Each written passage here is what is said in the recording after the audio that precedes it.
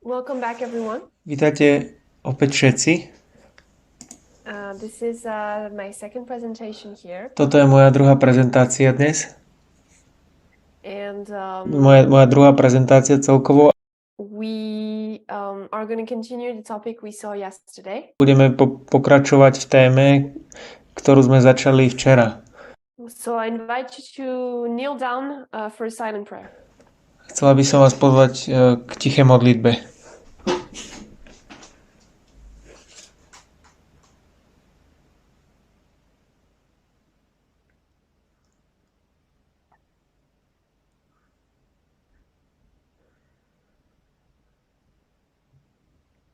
Amen.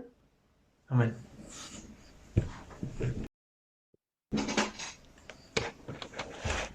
So yesterday we talked about mainly the Sunday law. Takže včera sme hovorili hlavne o nedeľnom zákone. And how our understanding or our interpretation of it was wrong. A o tom, ako naše porozumenie a naša interpretácia bola nesprávna.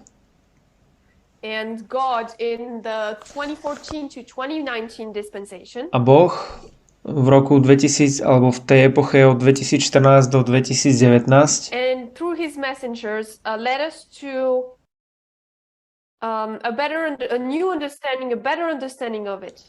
A skrze jeho poslov nás viedol k novému a k lepšiemu porozumeniu toho. So this was internally. A toto bolo interne. We understood that the Sunday law had to be understood in the context of our time and our society today. My sme pochopili, že nedeľný zákon musí byť pochopený v kontexte našeho času a našej spoločnosti dnes. That we had to adapt. A že musíme sa adaptovať. And interpret correctly according to dispensations. A interpretovať správne podľa tých období. But we were not the only ones with that issue of understanding the Sunday law. Ale neboli sme len my jediní s tým problémom porozumenia nedeľnému zákonu. We are approaching the Sunday law. It's our waymark. That's what My prichádzame it's our whole main goal in this movement, even as Adventists. k nedeľnému zákonu a je to vlastne náš cieľ ako adventistov porozumieť tomuto milníku. And it's an issue both internally and externally. A je to problém tiež interný, ale aj externý. Because God deals with both the internal and the externally the same way. Pretože Boh jedná tiež s internými aj s externými rovnakým spôsobom. Both have the same test. Obe skupiny majú rovnakú skúšku.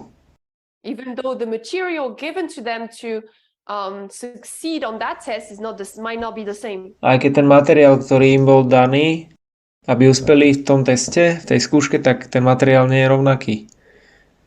So if we have been facing that problem of interpretation on the Sunday law, takže ak sme čelili tomuto problému interpretácie nedeľného zákona,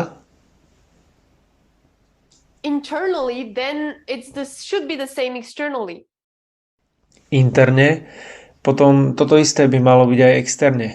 They should have that issue of interpreting correctly or not the Sunday law. Mali by mať tento problém správnej interpretácie nedeľného zákona, alebo nesprávnej interpretácie nedeľného zákona. We've talked and studied a lot about the Sunday law and how it's the test of equality. Hovorili sme a študovali sme veľa o nedeľnom zákone, o tom, ako je to test rovnosti. So we should see an issue of understanding about equality in general. Takže by sme mali byť schopní vidieť problému porozumenia ohľadne rovnosti vo všeobecnosti. Among the United States, we saw that. V Spojených štátoch sme to videli. As they are the sixth kingdom of Bible prophecy today. Ako oni sú tým 6. kráľovstvom biblického proroctva dnes. So we compared Takže my sme porovnali tie externé a interné and seen how how that test played out. A videli sme, ako sa vyvíjala táto skúška. How because of our misinterpretation of the Sunday law, Ako kvôli našej zlej interpretácii nedeľného zákona sme boli zvedení we were misled on different topics. Na rôzne témy.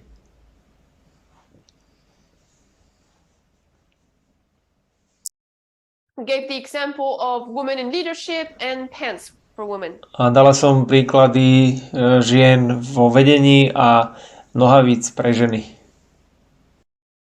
And externally we saw two main characters. A externe sme videli dva hlavné charaktery.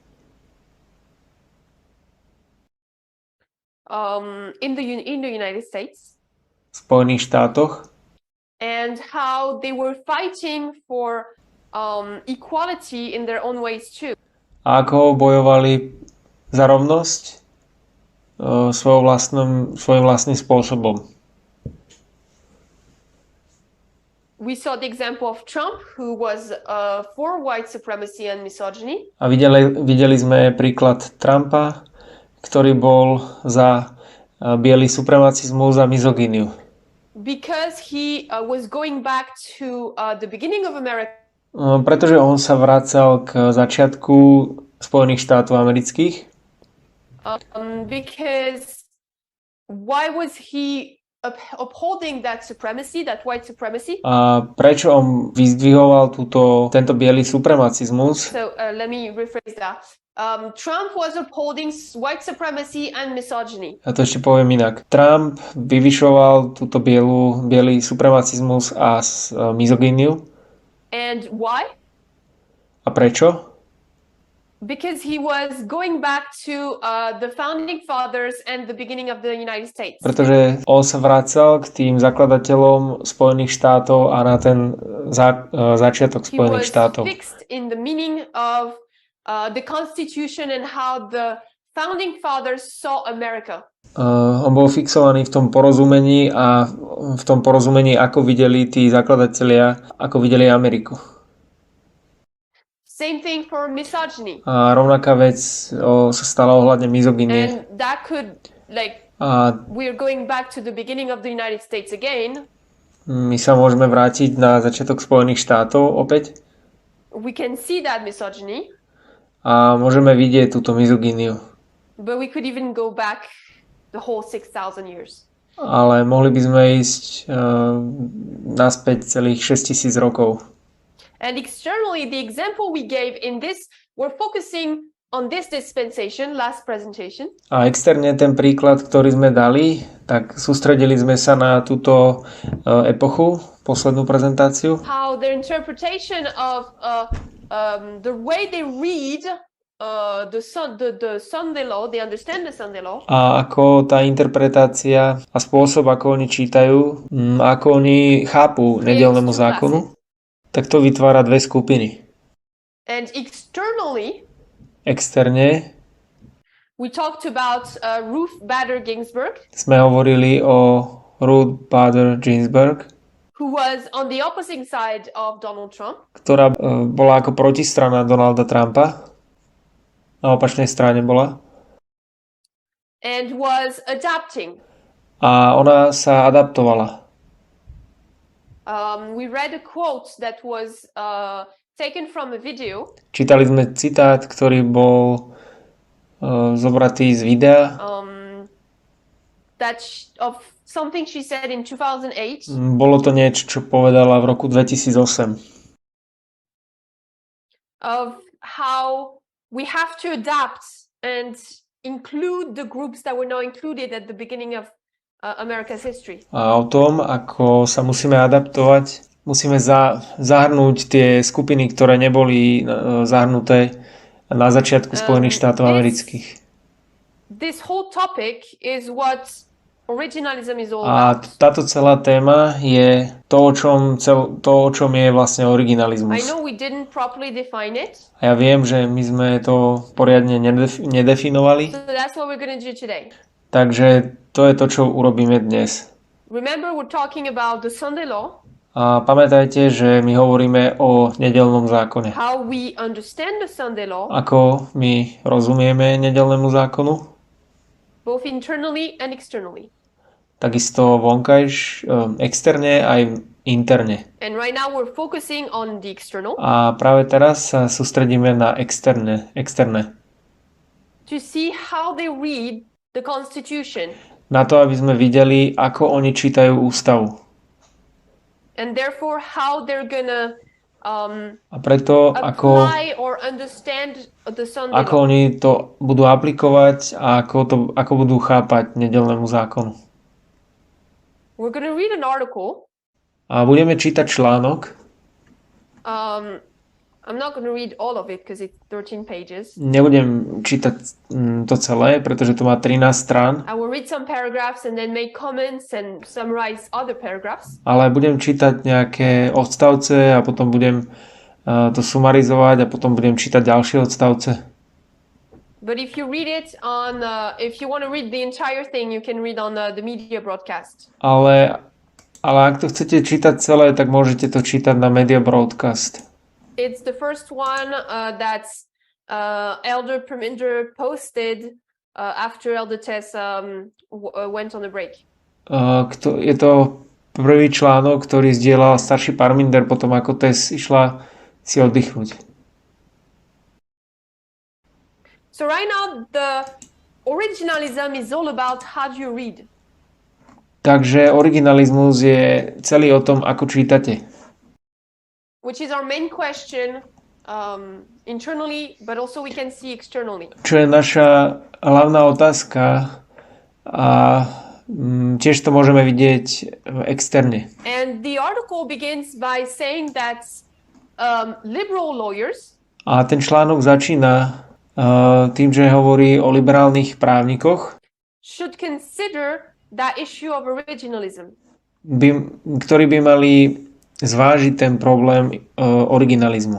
Because if they don't, pretože ak to neurobia,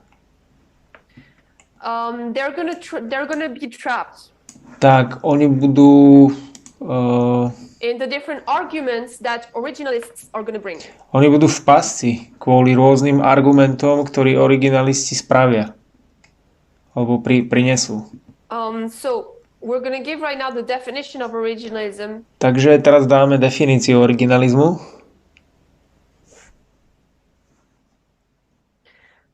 And explain, it's a really complex topic. A vysvetlíme, pretože je to veľmi komplexná téma. So we are going to talk about the different types, if we can say, of originalism. Takže my budeme hovoriť o rôznych typoch originalizmu. But we won't be able to see all of them and to understand all the points it brings. Ale my nebudeme schopní vidieť všetky a rozumieť všetkým tým bodom, ktoré to prináša. Takže to si budete musieť preštudovať sami. So definition, quotes 2 in my notes for the translators. Takže tá definícia, it says, I will read the paragraph. Druhý odstavec. Originalism, the belief that the meaning of the Constitution was fixed at the time it was adopted, is the legal theory that dominates the thinking of this conservative Supreme Court. Not all of the conservative justices are committed originalists. I count 4 of the 6, all but Chief Justice John G. Roberts Jr. and perhaps Samuel A. Alito Jr., who describes himself as a practical originalist. But they have all written and joined originalist rulings. Originalizmus, presvedčenie, že význam ústavy bol pevne stanovený v čase jej prijatia, je právna teória, ktorá dominuje v myslení tohto konzervatívneho najvyššieho súdu. Nie všetci konzervatívni sudcovia sú presvedčení originalisti. Počítam 4 zo 6. Všetkým okrem predsedu najvyššieho súdu Johna G. Robertsa mladšieho a možno Samuela L. Alita mladšieho, ktorý sa označuje za praktického originalizmu.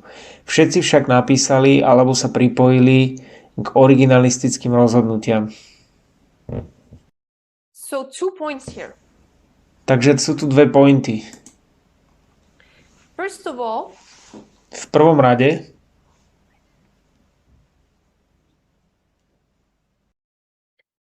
So we're going to look at 2 points here. Takže pozrieme sa na dva body tu.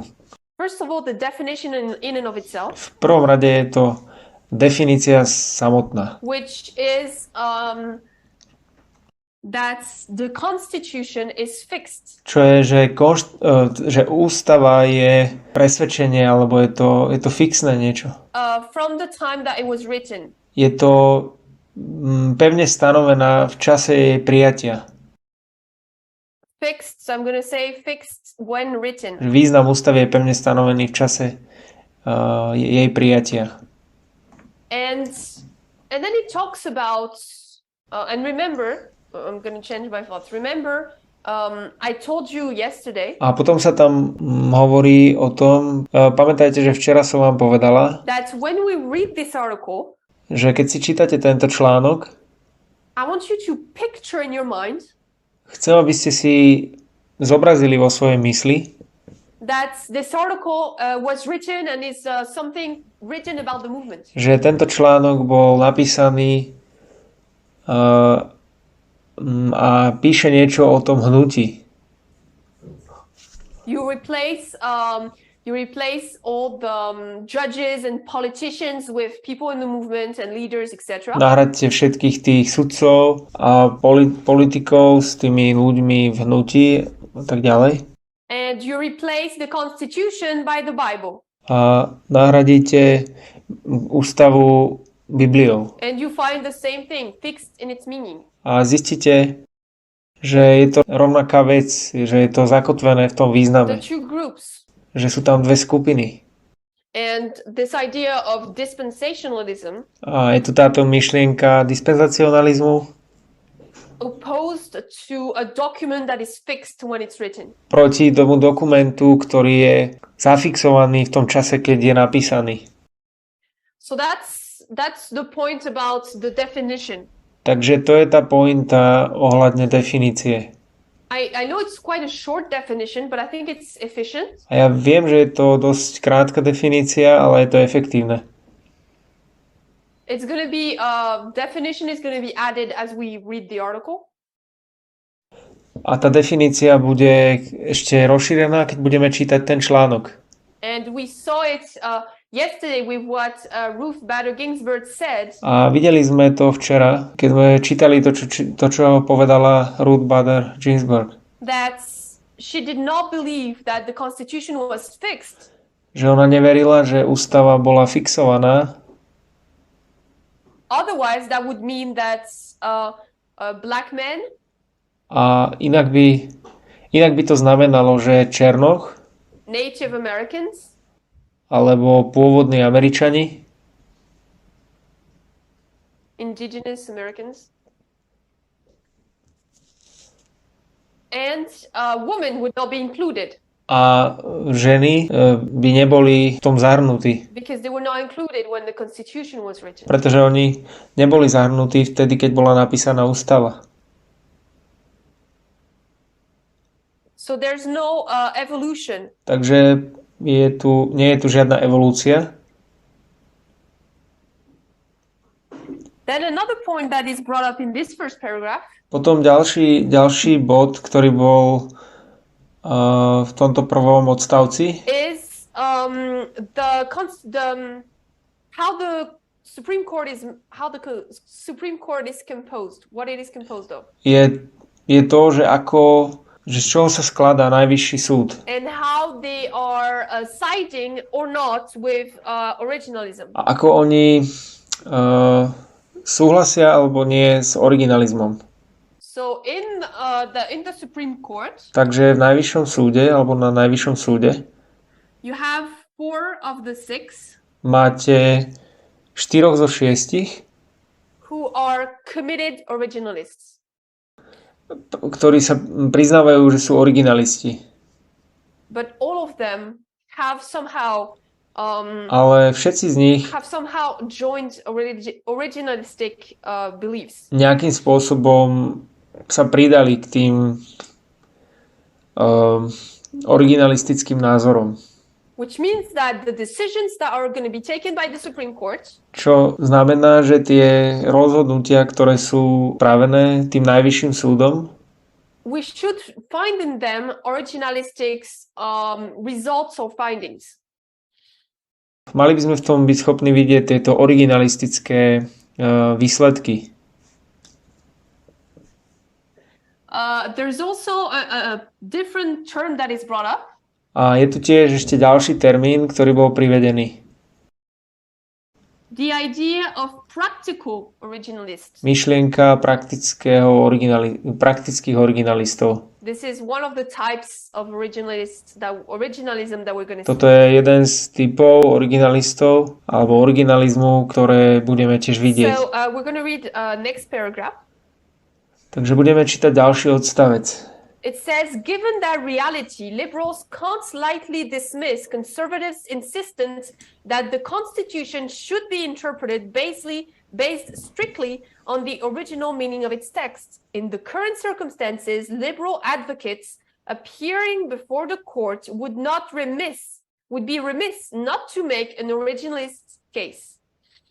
Vzhľadom na túto skutočnosť nemôžu liberáli len tak ľahko odmietnúť naliehanie konzervatívcov, aby sa ústava vykladala striktne na základe pôvodného významu jej textu. Za súčasných okolností by liberálni obhajcovia vystupujúci pred súdom nemali predkladať originalistické argumenty.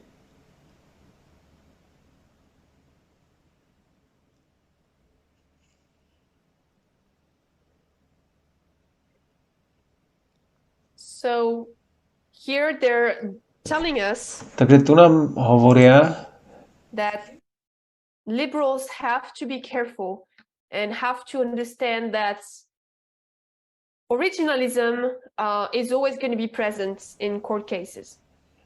Že liberáli musia byť opatrní a musia rozumieť tomu, že originalizmus vždy bude prítomný v tých súdnych prípadoch. Especially in big court cases that relate to state and the country. A hlavne vo veľkých štátnych prípadoch, ktoré sú pod štátom alebo ktoré sú tie štátne veľké prípady, takže oni by mali vedieť, ako majú na to reagovať. So next paragraph says, takže ďalší odstavec hovorí, but there's also little evidence, at least in the highest profile cases, that it will do them much good. When originalist arguments favor a result the conservative justices dislike, they're content to ignore them or to cherry-pick competing originalist interpretations that comport with their underlying inclinations. Originalism doesn't serve to constrain, but to justify. This is not a fair fight, nor an honest one. Ale je tiež málo dôkazov, aspoň v prípadoch najvyššieho súdu, že by im to veľmi pomohlo. Keď originalistické argumenty podporujú výsledok, ktorý sa konzervatívnym sudcom nepáči, sú spokojní s tým, že ich ignorujú alebo vyberajú konkurenčné originalistické interpretácie, ktoré sú v súlade s ich základnými sklonmi. Originalizmus neslúži na obmedzovanie, ale na ospravedlňovanie.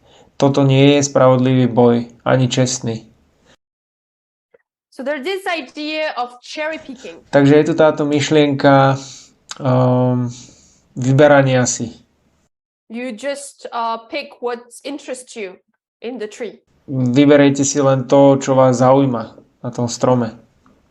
And I think that's something that we can really see internally when we consider the Bible. A myslím, že je to niečo, čo môžeme interne vidieť, keď zvažujeme tiež, keď hovoríme o Biblii. I don't know if you've already tried. A neviem, či ste už skúsili. Okay. I don't know if you've already talked to someone who doesn't agree with dispensationalism. A neviem, či ste už hovorili s niekým, kto nesúhlasí s dispenzacionalizmom. And maybe you've tried to explain to them why it's true. A možno by ste sa mali snažiť im vysvetliť, že prečo je to pravda. If they don't agree with the like slavery and sexism and how it's in dispensations, Ak oni nesúhlasia s niečím ako otroctvo alebo sexizmus a ako to je v tých epochách jednotlivých, I like to go back to a simpler example. ja by som sa rada vrátila k jednoduchému príkladu. That's an example I generally give them. A to je príklad, ktorý im vo všeobecnosti dávam. Which is Čo je the story of the tabernacle and the sacrifices. príbeh svätyne a príbeh obetí. It was dispensational. Bolo to v tej epoche, v tej jednotlivej dobe. It evolved. A vyvinulo sa to. It didn't we're not doing sacrifices of animals today. A my dnes už nerobíme tieto obete tých zvierat dnes. And yet God was asking them to do so. Napriek tomu Boh ich o to žiadal, aby to robili. But their understanding and their time changed. Ale ich porozumenie a ten čas sa zmenil. And what I generally see as a response to that argument, a to, čo ja vo všeobecnosti vidím ako odpoveď na tento argument, is they agree with that argument, je, že oni súhlasia s týmto argumentom, but then they cherry pick what they want to apply that to. Ale oni potom si vyberú, že na čo si to chcú aplikovať. If, for example, slavery, they don't like slavery. Ak oni nesúhlasia alebo nepáči sa im otroctvo, tak oni agree that it has to be dispensational. Súhlasia, že to musí byť dispensacionálne, ale keď alebo sa priklonia na tú metodológiu dispensacionalizmu, ale keď príde k sexizmu, a pretože oni sú sexistickí, not use dispensation for that case. Tak oni nájdú argument, že v tomto prípade to nie je dispensacionalizmus. And that's what this paragraph is telling us for the Constitution. A to je to, čo na tento odstavec hovorí ohľadne ústavy. Originalisti don't they use originalism to agree with the answers they want to see. Oni používajú originalizmus, aby súhlasili s tými odpoveďami, ktoré chcú vidieť. So that they can justify it. Takže to môžu ospravedlniť. Next paragraph. Ďalší odstavec. And it is one with dangerous consequences. The more liberals present originalist arguments, the more the legitimate originalism rather than refute it and offering a compelling alternative. Courtroom advocates need to win the case at hand, yet that undermines the more critical long-term effort to wrench the court away from its reliance on what is, at least as currently practiced, a flawed doctrine that peddles the illusion of impartiality in the service of a conservative result. A je to boj s nebezpečnými dôsledkami. Čím viac liberáli predkladajú originalistické argumenty, tým viac legitimizujú originalizmus, namiesto toho, aby ho vyvrátili a ponúkli presvedčivú alternatívu. Obhajcovia v súdnej sieni potrebujú vyhrať aktuálny prípad, čo však podkopáva kritickejšie dlhodobé úsilie vymaniť súd zo závislosti od toho, čo je prinajmenšom v súčasnosti praktizované chybnou doktrínou, ktorá predáva ilúziu nestrannosti v službách konzervatívneho výsledku. So, originalism. Takže originalizmus it serves the conservative. Slúži konzervativizmu. Alebo konzervatívcom. And we will see later that a budeme neskôr vidieť the relation between the two. Vzťah medzi tými dvoma. The next paragraph is explaining to us a little bit more about what is originalism and why did it start. A ďalší odstavec nám vysvetľuje to, čo v skutočnosti je originalizmus a kedy to začalo. Alebo že prečo to začalo. It says, A hovorí sa tu, because originalism purports to freeze our understanding of the Constitution as written at the end of the 18th century or amended in the second half of the 19th, it is skewed to a cramped reading of the document, unleavened by modern science and sensibilities.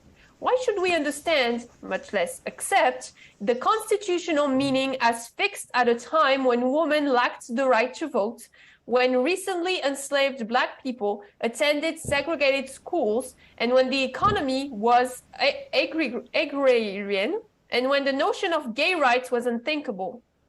keďže originalizmus má za cieľ zmraziť naše chápanie ústavy, ako bola napísaná na konci 18. storočia alebo zmenená a doplnená v druhej polovici 19.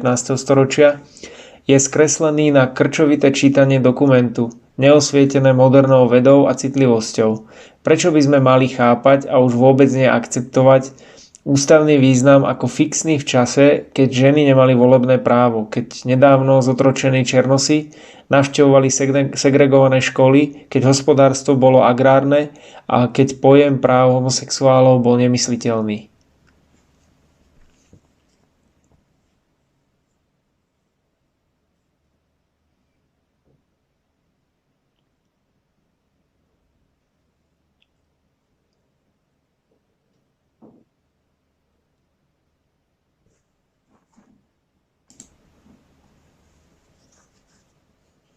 So here it adds to what we were saying. Takže tu to pridáva k tomu, čo sme hovorili. That's the Constitution is fixed in its meaning. Že ústava je fixovaná vo svojom význame. Whether it was when it was written in 18th century, Či je to tak, ako to bolo napísané v 18. storočí, or when the different amendments arrived in the 19th century.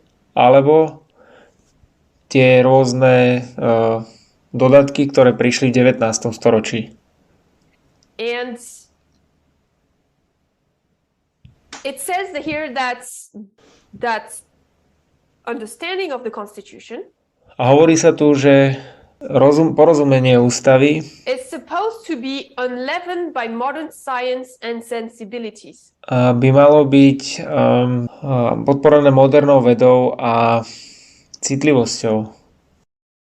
So they don't want modern science and society in itself to... Takže oni nechcú modernú vedu a samotnú vedu to trump or to modify what the Constitution would mean. Aby modifikovala to, čo znamená, alebo aby modifikovala význam tej ústavy.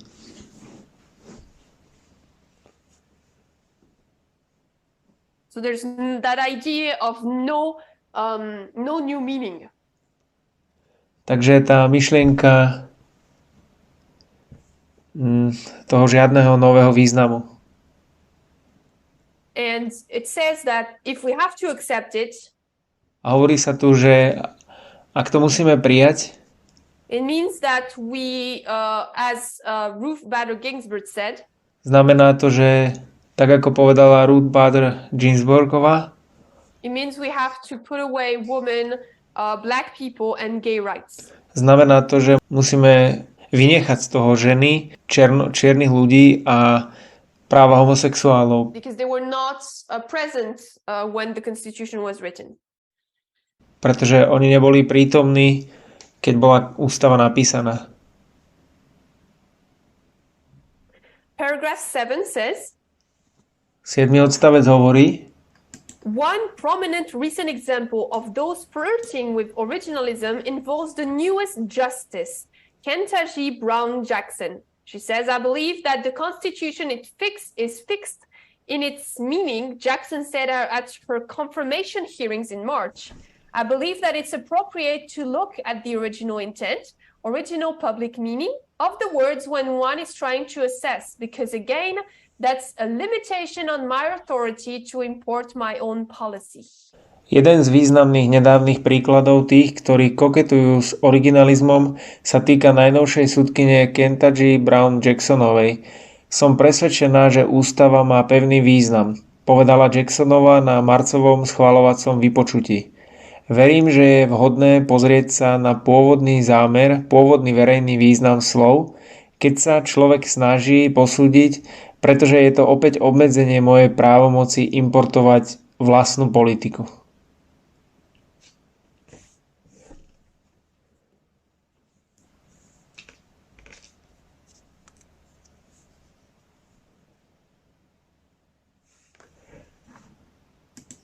So when she arrived in office, takže keď ona prišla do toho úradu, I think maybe we read her speech, maybe we didn't, but we heard about it. Možno sme čítali jej reč, možno nie, možno sme o tom počuli. And if we don't know what originalism is all about, a ak nevieme, o čom je originalizmus, well, maybe we've missed that point that she was making. Možno nám ušla tá pointa, ktorú ona robí. But it's quite important to understand it. Ale je to dosť dôležité tomu rozumieť. And to understand that there's a reason why she was confirmed in her seat. A rozumieť tomu, že je dôvod, prečo ona bola potvrdená, aby získala to kreslo, alebo potvrdená na sudcu Najvyššieho súdu. Is because obviously pretože očividne justices will prefer someone who's like-minded. Tí sudcovia preferujú niekoho, kto zmýšľa podobne.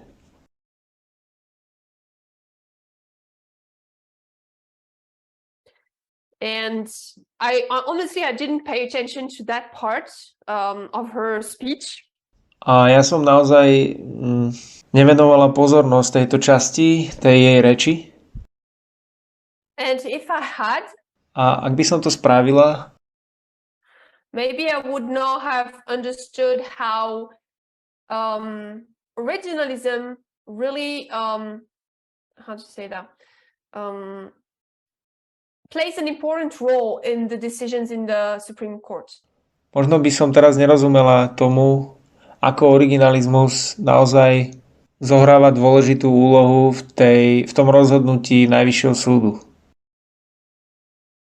She talks about original intent. I wrote it here.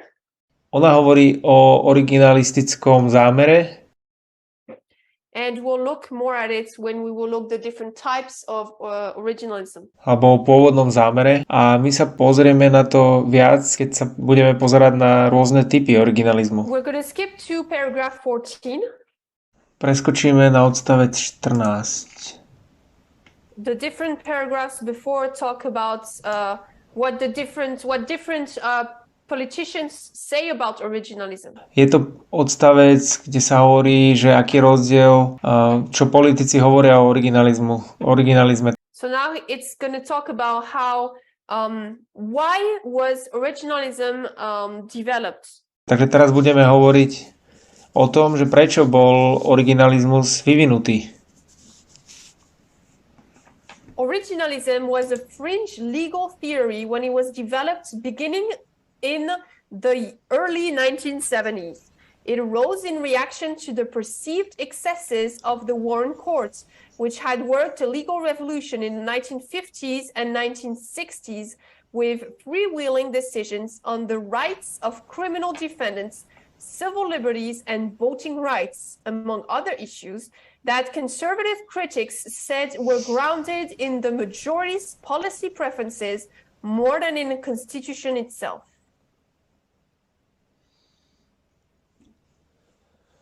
Originalizmus bol okrajovou právnou teóriou, keď vznikal od začiatku 70. rokov 20. storočia. Vznikol ako reakcia na vnímané excesy Warrenovho súdu, ktorý v 50. a 60. rokoch 20. storočia spôsobil právnu revolúciu voľnými rozhodnutiami o právach obžalovaných v trestných veciach, občianskych slobodách a volebných právach. Okrem iných otázok, ktoré podľa konzervatívnych kritikov vychádzali viac z politických preferencií väčšiny ako zo samotnej ústavy.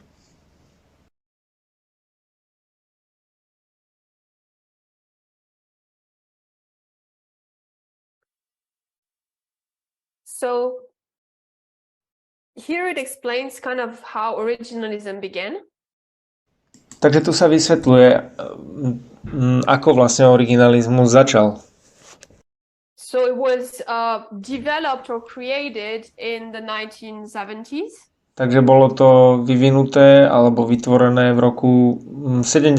rokoch. Because the Warren Court, pretože ten Warrenov súd wasn't liked by conservatives.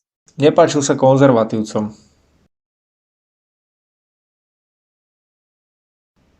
And that the conservative critics didn't like it. A konzervatívni kritici alebo konzervatívnym kritikom sa to nepáčilo. Because it started bringing in different rights, such as voting rights. Pretože to začalo prinášať rôzne práva, ako napríklad volebné práva. And conservatives were thinking, a konzervatívci si mysleli, that the court was taking those decisions because it wanted to. Že je to súd, ktorý robí tie rozhodnutia, pretože chce. And not because it was based on the Constitution. A nie je to preto, lebo že by to bolo založené na ústave. They could not see the evolution of the Constitution. A oni nedokázali vidieť evolúciu tej ústavy, alebo vývoj tej ústavy. And once again, a opäť, originalism is there to help conservatives fight on a decision on the point. Ten originalizmus je tu na to, aby pomohol konzervatívcom bojovať ohľadne rozhodnutia. So when they saw that what the Warren Court was doing, they didn't like it. Takže keď oni videli to, čo robil ten Warrenov súd a čo sa im nepáčilo, they had to come up with an argument to respond. Tak oni museli prísť s argumentom, aby na to reagovali. And originalism began. A originalizmus začal. For the Constitution. Pre ústavu.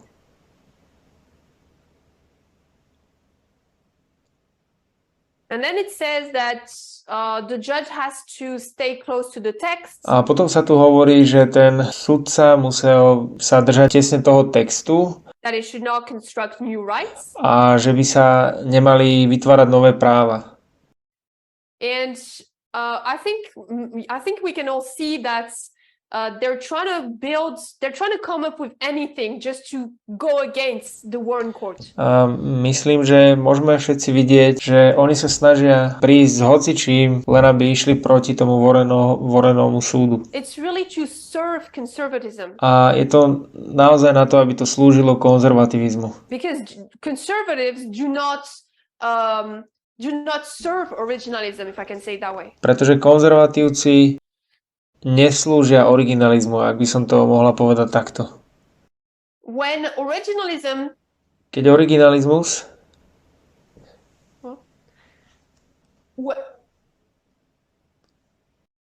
conservatism doesn't serve originalism. Áno, konzervativizmus neslúži originalizmu. And by that, I mean that if originalism A myslím tým, že ak originalizmus the points that it makes a tie pointy, ktoré robí, doesn't fit for conservatives, a to nepasuje tým konzervatívcom, they're gonna let that go. tak oni to zanechajú.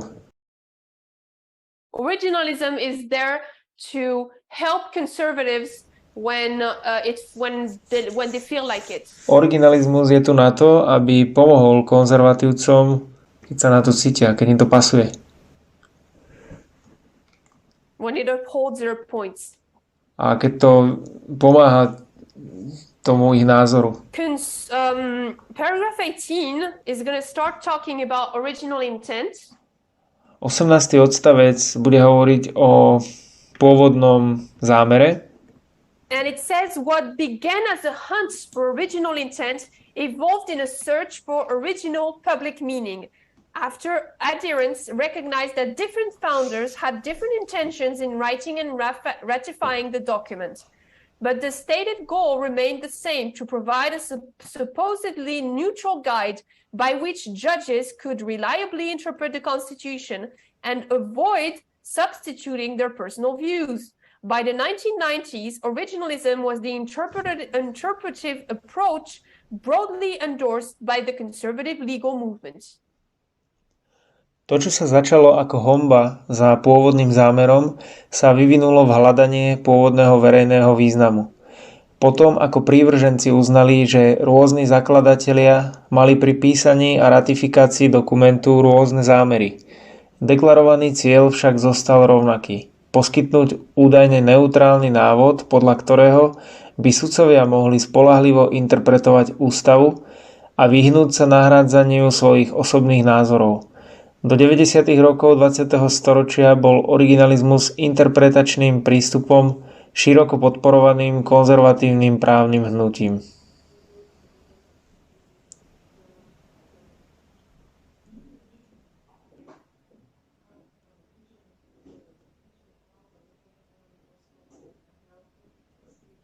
So here we can see two branches that start to divide. Takže tu môžeme vidieť dve skupiny, dve vetvy, ktoré sa začínajú rozdeľovať. We have original intent. Máme tu pôvodný zámer, which is what the founding fathers meant when they wrote the Constitution. Čo je to, čo pôvodní písatelia alebo tí zakladatelia ústavy mysleli, keď ju písali.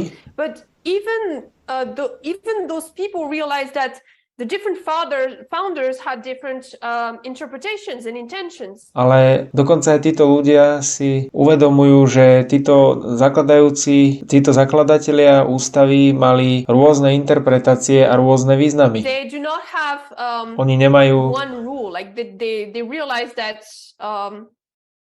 their methodology, their interpretation of the Constitution nemali jedno pravidlo, akoby ich metodológia alebo ich interpretácia ústavy was not consistent.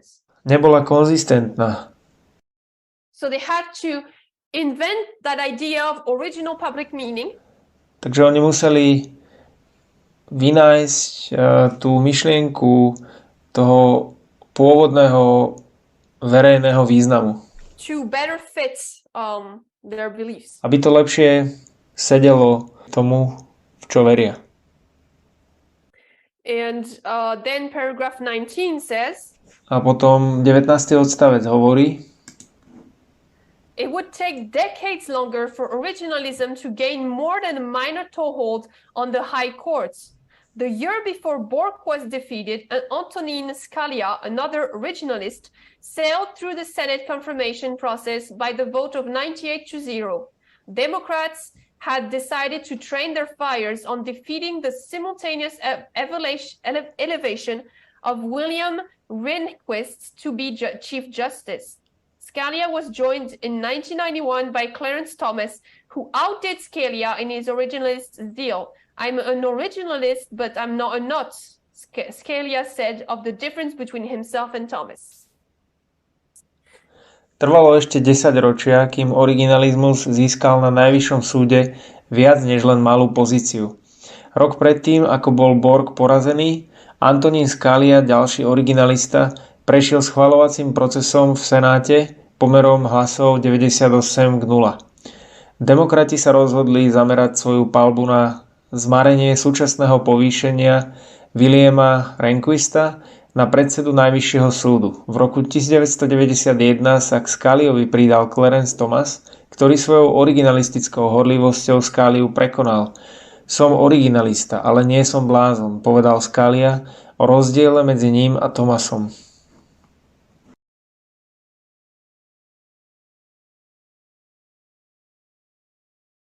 So here we can see that it takes time for this belief to really enter the Supreme Court and be used in court cases.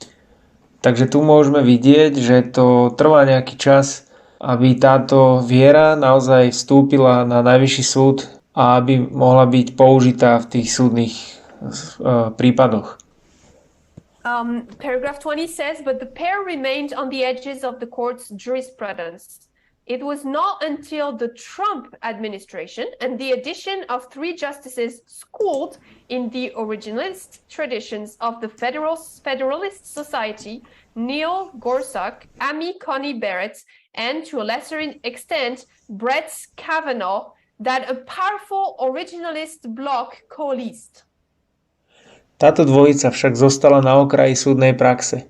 Až za Trumpovej vlády a po príchode 3 sudcov vyškolených v originalistických tradíciách federalistickej spoločnosti, Neila Gorsucha, Amy Coney Barrettovej a v menšej miere Brett Kavanaugh, sa sformoval silný originalistický blok.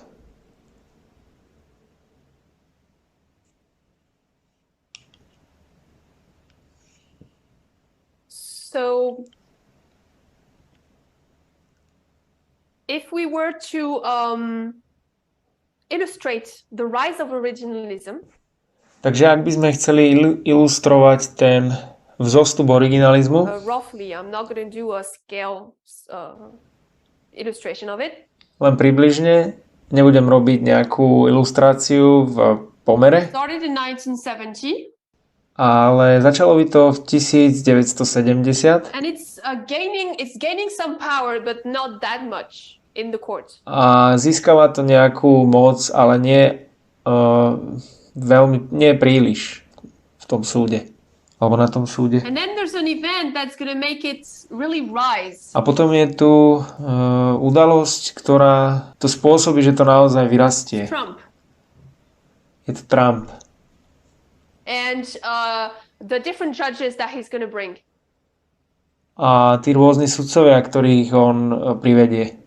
It's quite interesting to see that it falls into that time period. Je to zaujímavé vidieť, že sa to deje v tomto časovom období. Because we're talking about the Sunday law. Pretože my hovoríme tu o nedeľnom zákone. Internally, we are asked to reconsider our interpretation of the Sunday law. Interne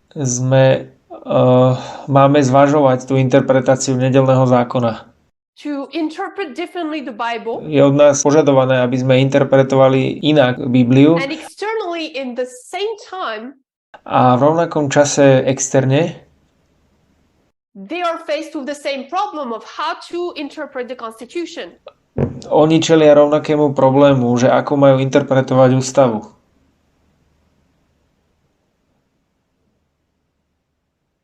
Paragraph 21. I'm just going to read the first sentence and the last sentence of the paragraph. 21. odstavec, ja budem čítať prvú vetu a poslednú vetu v tom odstavci. It says, originalism may not yet be the undisputed law of the land, and last sentence, nonetheless, its emergence has been remarkable and its influence impossible to overstate. Hovorí sa tu, originalizmus ešte nemusí byť nesporným právom krajiny. A posledná veta, napriek tomu je jeho vznik pozoruhodný a jeho vplyv nemožno preceňovať.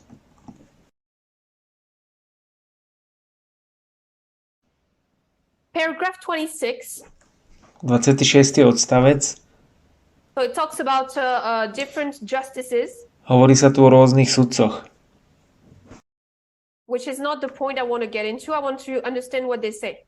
Čo nie je pointa, do ktorej chcem ísť. Ja chcem povedať, čo oni hovoria. Alebo chcem rozumieť, čo oni hovoria. So I'm going to read. Which is precisely why it was taken up by Mies and company. They embraced originalism because it was conservative, said Michael Waldman, President and Chief Executive of the Brennan Center for Justice and author of a forthcoming book on the court. They didn't embrace conservatism because it was originalist.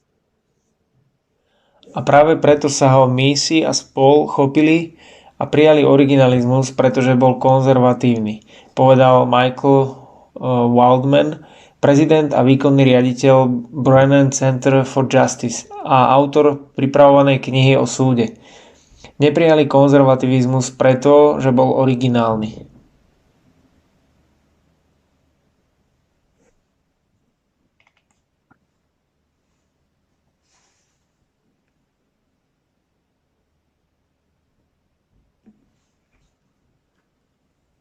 That's what we were talking about here. A to je to, o čom tu hovoríme. They're using originalism. Oni používajú originalizmus, because it serves conservatism. Pretože to slúži konzervativizmu. They're not conservative because it's originalistic to be conservative. Oni nie sú konzervatívni, pretože je to originalistické byť konzervatívny. Originalism is a tool conservatism uses. Ten originalizmus je nástroj, ktorý používa konzervativizmus. It's something that they use when it fits and helps them. A je to niečo, čo je použité, čo im pasuje, aby im to pomohlo. They let it go when it doesn't help them. A oni to opúšťajú, keď im to nepomáha. So it's not an almighty rule that they go by.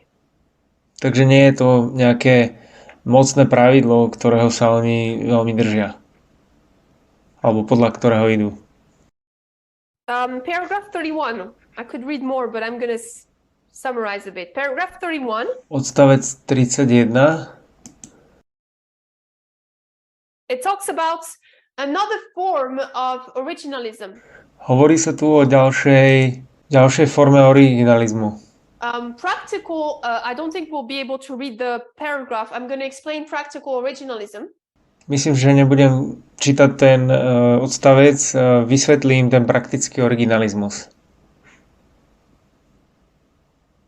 It's when it's basically what originalism is. You use it when it's practical for you to use it. Čo je originalizmus? Používate to, keď je vám to praktické. When it's a practical situation. V praktickej situácii. I'm not going to go deeper into that. A nepôjdem do toho hlbšie.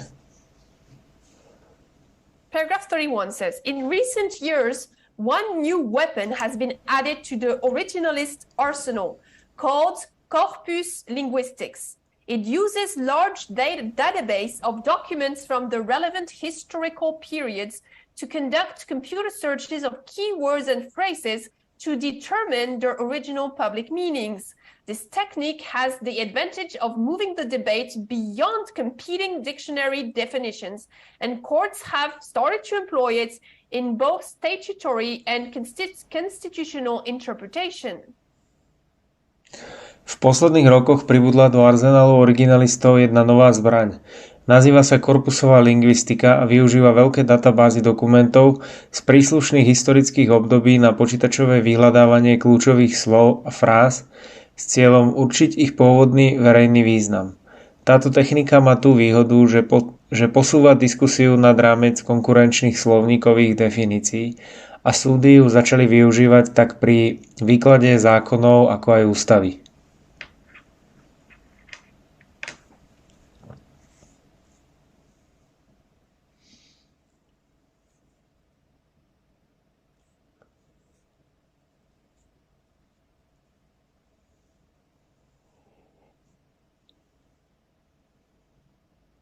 So here it says that Takže hovorí sa tu, they go back to the original meaning of the word back then. že oni sa vracajú naspäť do pôvodného významu, keď to bolo napísané.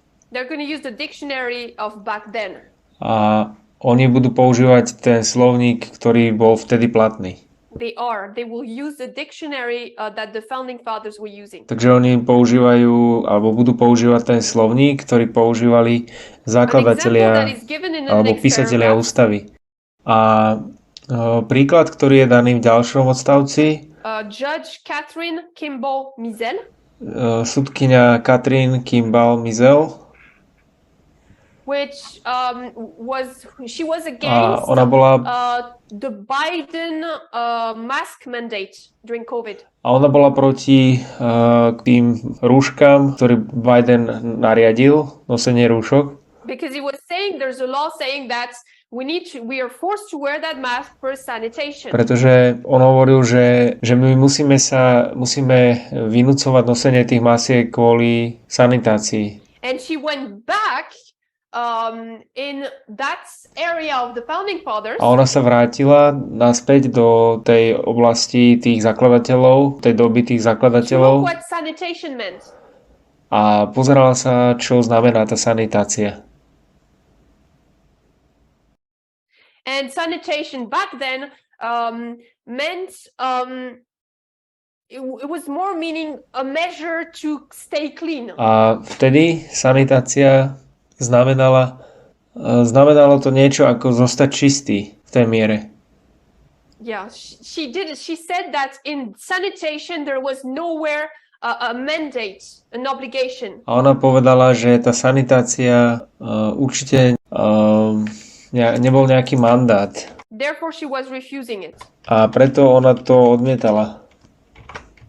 The mask mandate. Nebola to povinnosť. A odmietala tento mandát nosenia masiek alebo rúšok. So it's all about how do you read. Takže je to všetko o tom, ako tam čítame. And we do that technically in the movement. A my to robíme technicky v hnutí.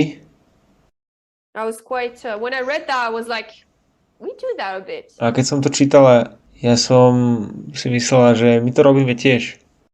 We go back to Strong's My dictionary tiež ideme naspäť do Strongovho slovníka, to better understand the word that is used. aby sme lepšie pochopili to slovo, ktoré je použité.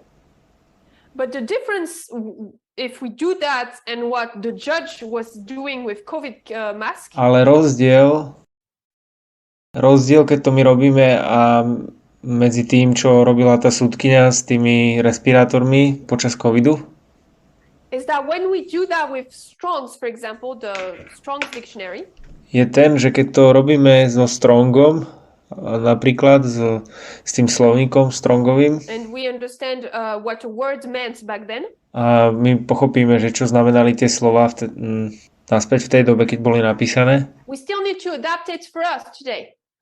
tak stále to musíme adaptovať pre nás dnes.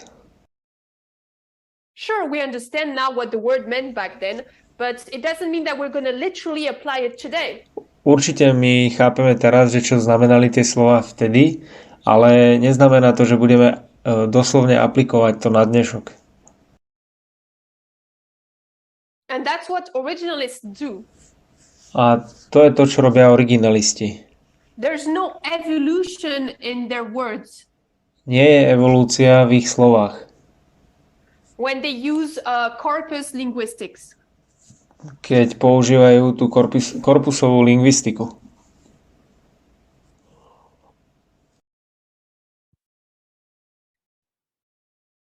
So we talked about how the different Takže hovorili sme o tom, we talked about how ako originalizmus has played a big part in the court cases. Zohral dôležitú úlohu na najvyššom súde, alebo v tých prípadoch najvyššieho súdu. And the different examples we can take. A môžeme tu dať rôzne príklady. And that are quoted in that article. A to, čo som čítala v tom článku, is, for example, Brown versus Board of Education. Napríklad je to príklad Brown versus školská rada alebo Brown versus Board of Education. So we have Brown Takže my máme Brown versus Board. versus Board. And paragraph 50.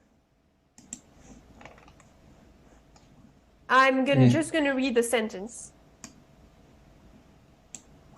The first sentence. It says, adherence to originalism arguably requires, for example, the dismantling of the administrative states, the invalidation of paper money, and the reversal of Brown versus Board of Education. Dodržiavanie originalizmu si pravdepodobne vyžaduje napríklad odstránenie administratívneho štátu, zrušenie platnosti papierových peňazí a zvrátenie rozsudku Brown versus Board of Education. Next paragraph. Ďalší odstavec. So remember we talked about the Warren Court. Pamätajte, že sme hovorili o Warrenovom súde. The Warren Court, the court with the Judge Warren. Ten súd s tým sudcom Warrenom. Where originalism was created. Kde bol vytvorený tento originalizmus. And Brown versus Board of Education. A Brown versus Board of Education happened when Warren was a judge. Tento súdny prípad sa odohral, keď bol tento Warren sudca. And that court obviously was non-originalist. A tento súd očividne nebol neoriginalistický. And I quote from paragraph 31 where Warren writes. A tento citát od odstavca 31, kde Warren píše. Warren says. Tak Warren hovorí. In approaching this problem of Brown versus Board,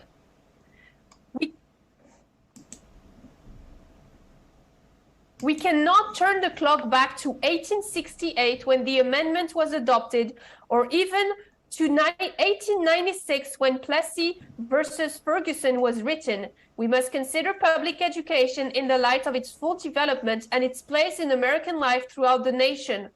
Only in this way can it be determined if segregation in public school deprives the plaintiffs of the equal protection of the laws. Pri prístupe k tomuto problému nemôžeme vrátiť čas do roku 1868, keď bol prijatý dodatok, alebo dokonca do roku 1896, keď bol napísaný rozsudok Plessy versus Ferguson. Verejné vzdelávanie musíme posudzovať vo svetle jeho úplného vývoja a jeho súčasného miesta v americkom živote v celom národe. Len tak možno určiť, či segregácia vo verejných školách zbavuje týchto žalobcov rovnakej ochrany zákonov.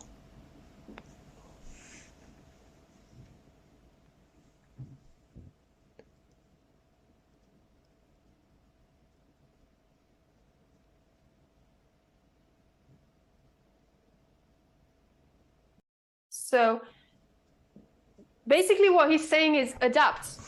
Takže to, čo on v skutočnosti hovorí, je adaptovať sa. Use dispensations to interpret. A použiť dispenzáciu na interpretáciu. You can't stay fixed in the meaning of the Constitution. Nemôžete zostať fixovaní v tom, čo ústava znamená. And then other court cases are talked about. We won't be able to enter them. A potom ďalšie súdne prípady, o ktorých sa hovorí, nebudeme mať dostatok času, aby sme do nich išli. Such as Obergefell versus Hodge. Napríklad Obergefell versus Hodge.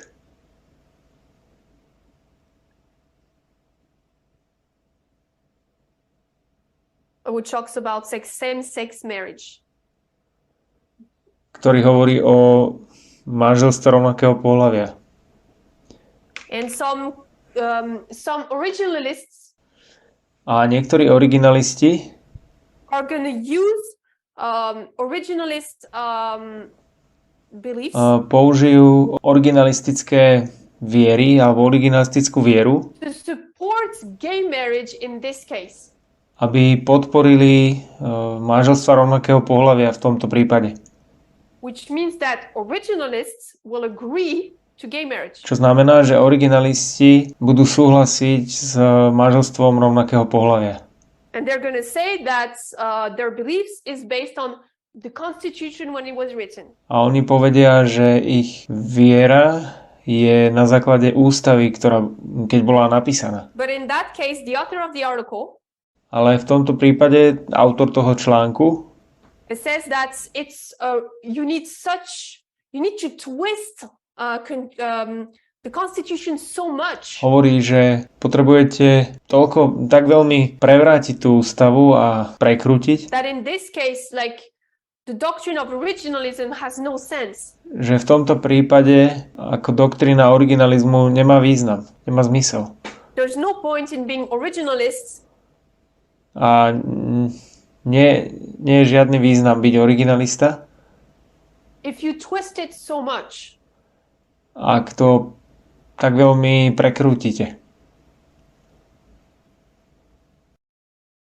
To finish, we're going to read paragraph 74. Na záver budeme čítať odstavec 74. We're going to read the first sentence. Budem čítať prvú vetu.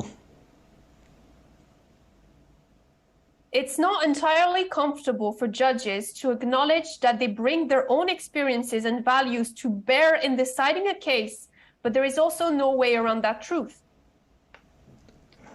Pre sudcov nie je úplne príjemné priznať, že pri rozhodovaní o veci vnášajú svoje vlastné skúsenosti a hodnoty, ale túto pravdu tiež nemožno obísť.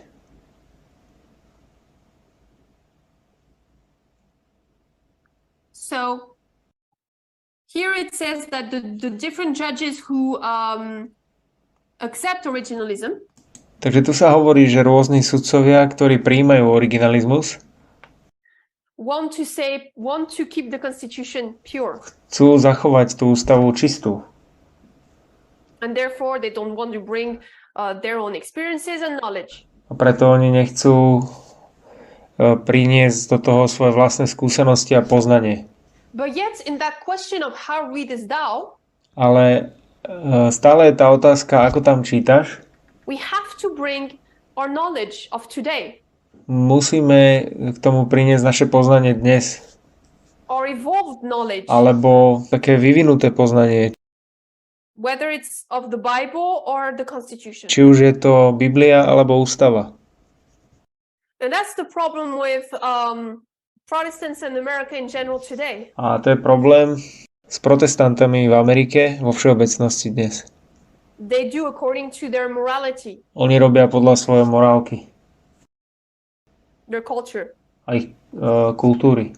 We see there the culture and states problem. A vidíme ten problém kultúry a štátu.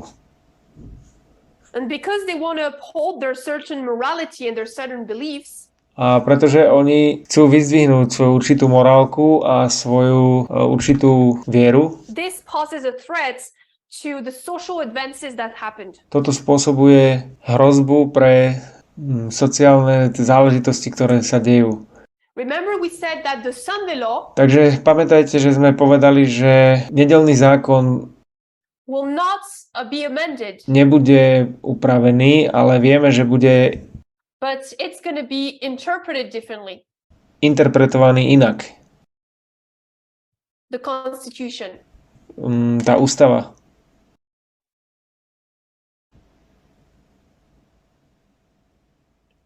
And if it's not amended, A ak to nebude upravené,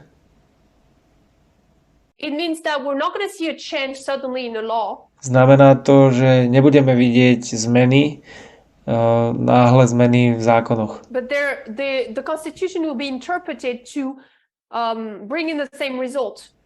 Ale ústava bude interpretovaná, aby priviedla rovnaké výsledky. And another example of this here, A ďalší príklad toho tu and of originalism and interpretation, a tiež originalizmu a interpretácie is Roe versus Wade.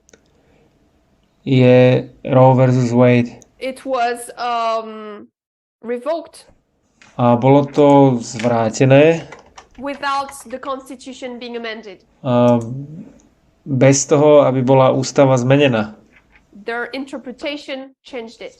Ich interpretácia to zmenila. So it will be the same for the Sunday law.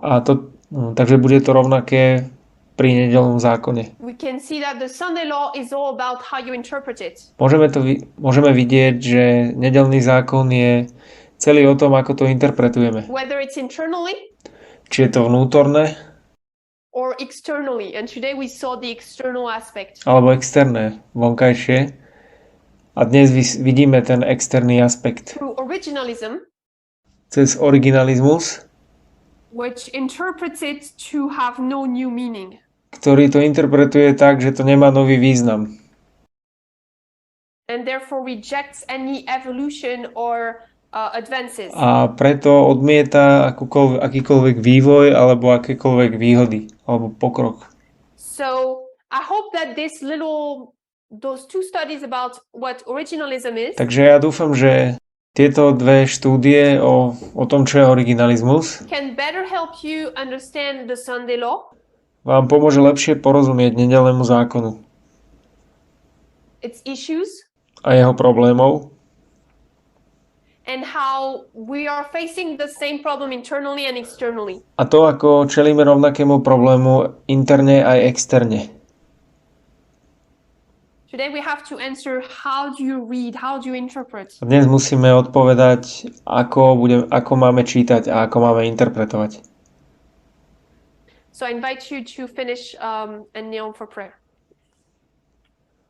Takže ja vás pozývam, aby ste sa so mnou sklonili na modlitbu.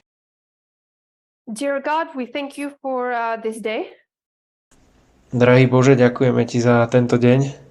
We thank you for this camp meeting so far. Ďakujeme Ti za tento camp meeting.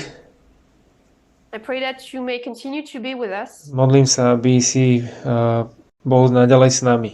And help us to take time to understand these events. A prosím, pomôž nám, aby sme si vzali čas na to, aby sme rozumeli týmto udalostiam, pretože oni sú blízko alebo tesne prepojené s našimi životmi. It's how we're going to be able to see if we still have issues with equality or not. Ako budeme schopní vidieť, ak my stále máme problémy s rovnosťou alebo nie.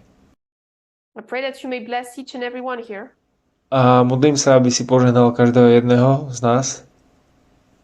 And help us to pomôž nám learn and better be able to teach also. Pomôž nám porozumieť a aby sme boli schopnejší učiť. And to put in practice what we saw in this camp meeting. A aby sme dali do praxe to, čo sa učíme. I pray in Jesus' name. A o to sa modlím v Ježišovom mene. Amen. Thank you all for your time. Ďakujem všetkým za váš čas.